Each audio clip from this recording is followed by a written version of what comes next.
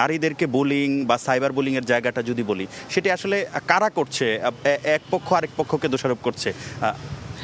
প্রথমত হচ্ছে level playing ফিল্ডের বিষয়টা আমরা শুরু থেকে বলে আসছি। আমরা বারবার বলছি যারা নির্বাচন কমিশনে আছে তারা আমাদের শ্রদ্ধাভাজন শিক্ষক, তাদের আদর্শ থাকতে পারে, সেটা দোষের না, কিন্তু তাদের এই আদর্শের মাধ্যমে যদি তারা কোনো একটা ছাত্র সংগঠনকে এক্সট্রা প্রিভিলেজ দেয়, ফেসিলিটি দেয়, তখন তারা ছাত্রদের বিরুদ্ধে অবস্থান নেবে।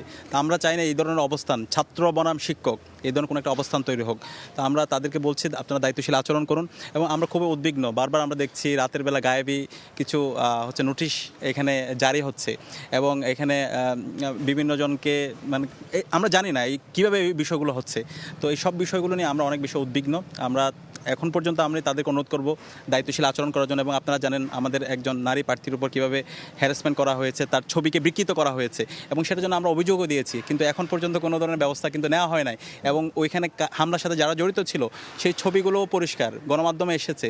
তো বিশ্ববিদ্যালয় যেই প্রশাসন, নির্বাচন কমিশনে যারা আছে, তারা যদি সামান্য ব্যবস্থাটুকু যদি নিতে না পারে, তাহলে সামনে যে নির্বাচন, তারা কীভাবে নির্বাচনটা বাস্তবায়ন করবে, নাকি এটা হচ্ছে উপর থেকে কোনো কিছু আরোপিত হবে কিনা, সেটা নিয়ে আমরা উদ্বিগ্ন অবস্থায়। আপনাদের বিরুদ্ধে তো আসলে আচরণবিধি লঙ্ঘনের অভিযোগ করেছে আপনাদের প্রতিপক্ষরা, বিশ্ববিদ্যালয় থেকে নোটিশ দেওয়া হয়েছে এবং পাশাপাশি নারীদেরকে সাইবার বুলিংয়ের একটি অভিযোগ এসেছে আপনাদের বিপক্ষে, সেটা নিয়ে কি বলবেন? আচ্ছা, এখানে আচরণবিধি লঙ্ঘনের আমি তো মানে কোনো ধরনের সুস্পষ্ট অভিযোগ আমরা পাইনি।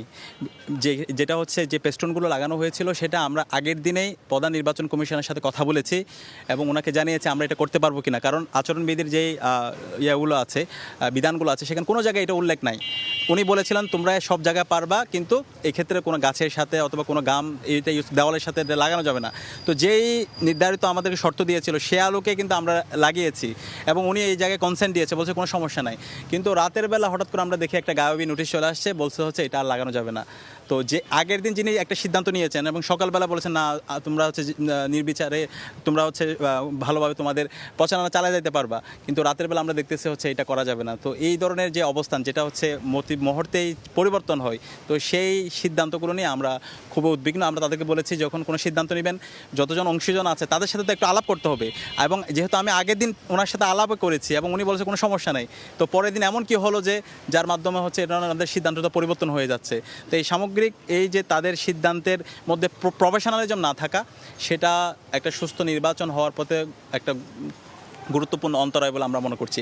এবং একই সাথে যে হ্যারাসমেন্টের বিষয়টা বলছে, আমাদের এখানে 4 জন নারী প্রার্থী আছে, আমরা ক্রমাগত দেখতে পাচ্ছি সাইবার বুলিং, তাদেরকে হ্যারাসমেন্ট। তো এই যে তাদের মেন্টাল ট্রমা, এবং এখানে ইমি আপা আছে এবং অন্য যারা প্রার্থী আছে তাদেরকে যেভাবে হ্যারাসমেন্ট করা হচ্ছে, সত্যিকার অর্থে এটা আমাদের সবাইকে অনেক বেশি কষ্ট দিচ্ছে।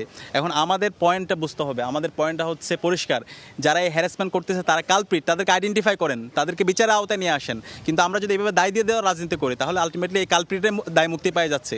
অপরাধী যে তাকে আইডেন্টিফাই করে তাকে বিচারের আওতায় নিয়ে আসেন। এটা আমরা বিশ্ববিদ্যালয় প্রশাসনকে জানাই, নির্বাচন কমিশনকে বলেছি।